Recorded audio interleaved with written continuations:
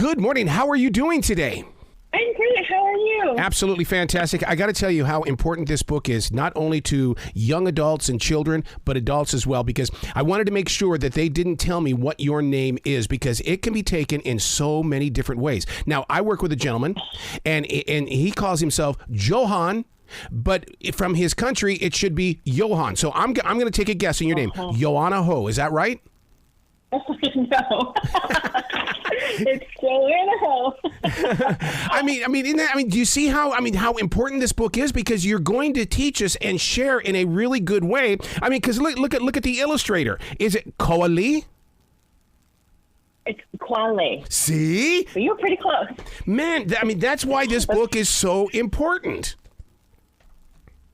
Yeah, so Say My Name covers 6 different kids from very different backgrounds. So Chinese, Tongan, Persian, Diné or Navajo, Mexican, and Ghanaian, and talks about the stories and the beauty and meaning behind their names. And as you were saying, the importance of saying them correctly. Yeah, because I'm a wedding DJ, and I have to phonetically spell out every name, because when they're coming into that room and I say it wrong, they're going to hold on to that for the rest of their life. They're going to say, that DJ, what a nimble. Well, he was bad. You did not even try. No. With that. Where did the idea come from to put a book like this together? Because I can't wait to share it. Oh, thank you so much. It really started when I was a kid. I used to answer the phone, our landline, at the time, and people would ask for my mom, and her name is Wan Ling. She's an immigrant from Taiwan, so her name is spelled Wanling, and people would say things like, speak to Wing Ling or Wang Long, or one time I even remember Wendy, and it was just like pretty horrifying and shocking that people wouldn't even try to pronounce it, even phonetically, like the letters they were using were all wrong. And then I became an educator, and I hear so many stories of students who had teachers or coaches who wouldn't say their names, who gave them nicknames. And then for me personally, like, my last name is Ho. You can imagine the jokes and the things that came when I was in middle school and high school, or even when I introduced myself as a teacher. So it was a process for me to even learn how to really love my own name. And it didn't really happen until I was an adult as a teacher. One of the things that is interesting is that we would rather get the name wrong and then learn it when they correct us. Mm-hmm. And that's a horrible human habit. Yeah, I think sometimes we feel embarrassed, yes. Or you're afraid to ask how to pronounce it. But I actually think what I would encourage folks to do is just to ask. That actually shows so much care that you would take the extra second it takes to ask someone how to say their name correctly. Yeah. So much, because it just shows that you care. You know? Yeah. And to show you how much this book has changed my adult life is that I work with a girl, and her name is Shania, and it's Seanea, and I keep telling her, I say it should be Sini, and she goes, no, it's Sean, and she pointed out Shania, and I'm going, oh my God, why did it take me 2 years to ask such a simple question? It's because of this book that is changing me. Oh, that's really beautiful. Thank you for sharing that. So, and you know how schools are these days, and going to the doctor's office. I mean, I would love to see this book in every doctor's office. Yeah. I actually had someone comment. I was posting about it on Instagram, and there was someone who was like, I want it in every doctor's office because every time I go to the doctor, they butcher my name. And then that makes me wonder about, they can't even say my name, or they won't even try, am I going to get good care? So that was, I had never actually thought about the doctor's office until I saw that comment, but I think that's a great point.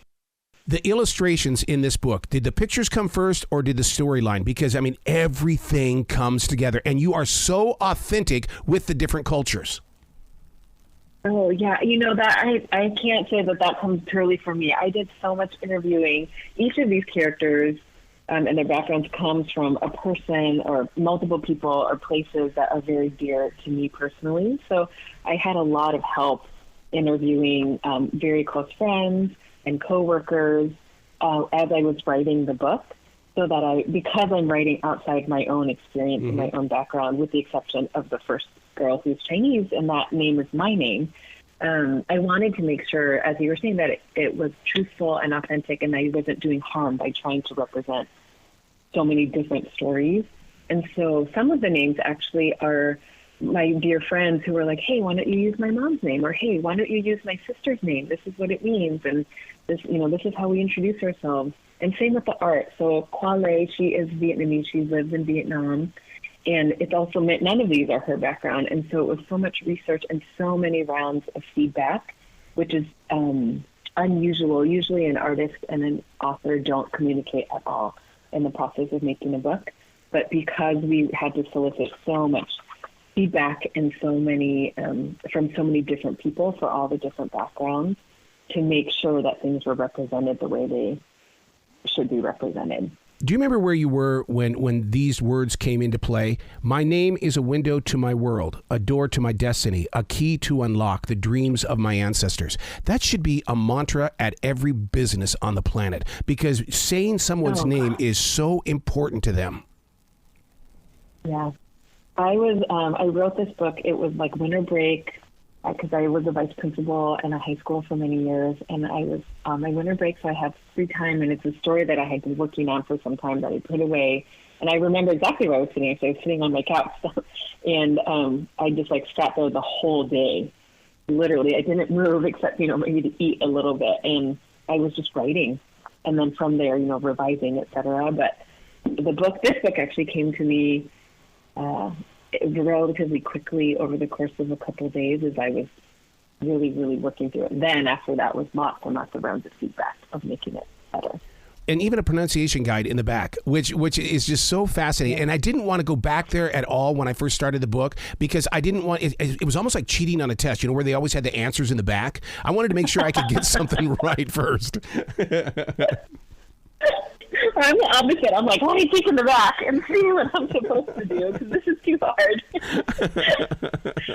Now, with this book out now, but you're a writer and you're a very creative mind. I realize that we're promoting this book right now, Say My Name. But as a creative person, you've always got to be working on something. What is it? Or can you even talk about it? Yeah, I have several books coming out. So this one is out today.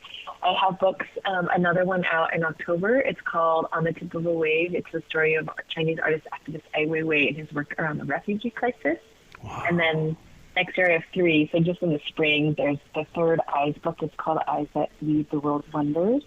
And it's about a Korean adoptee who is adopted into a white family. And then We Who Produce Pearls is out in April, and that one is really an anthem for Asian America. So those are all picture books. I'm working on novels still, but those are not. Hopefully those will be out in a few years. Yeah. See, and even picture books, they inspire young adults and even, elementary school students to become writers. I mean, if it wasn't for my second grade teacher, I would not be a writer. She believed in me. And that's what I love about books like this. I love that so much, and I love that you have a teacher story. I feel like so many of us do.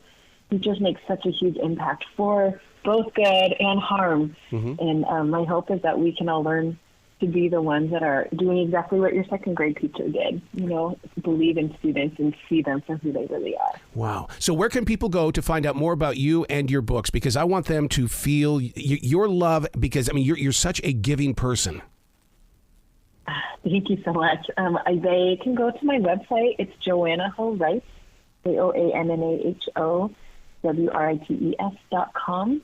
And also on, social media, Instagram, TikTok, those things under the same. So Joanna Ho Writes at pretty much everywhere. Please come back to the show anytime in the future. The door's always going to be open for you. Oh, thank you so much for having me. It was such an honor. Well, you be brilliant today, okay? Okay, you too. Okay, bye-bye.